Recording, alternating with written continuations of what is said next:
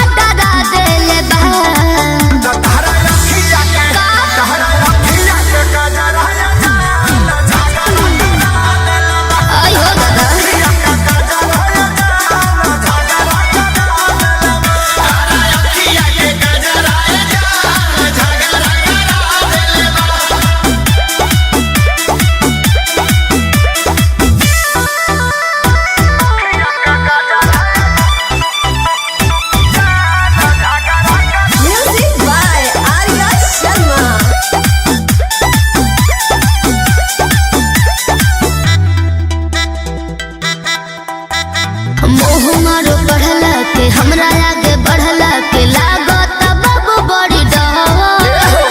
झूठे पढ़े जात बाड़ू तब तू डरात बाड़ू पहले बाड़ू जानू भगवा तहरा कहला से पढ़ल का छोड़ दे हो तब बोलो कवना के देह धके कोड़ दे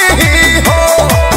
तहर पागल बात मोते हमर होई दूर गति बात निंदिया उड़ा देले बा तोहरा अखिया के गजरा है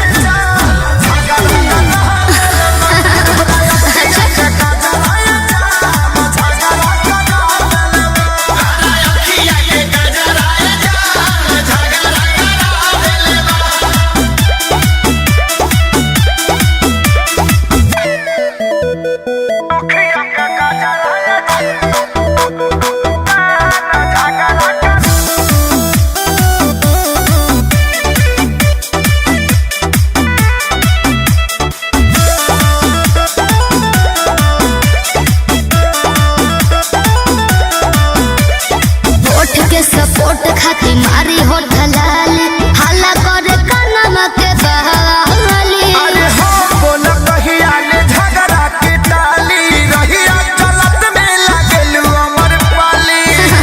कि हमारा होए सन देखावे के तो हुनर बाटे हो तो अखिलेश खेसरी से बढ़ के छू छू नर बाटे हो अच्छा मोनो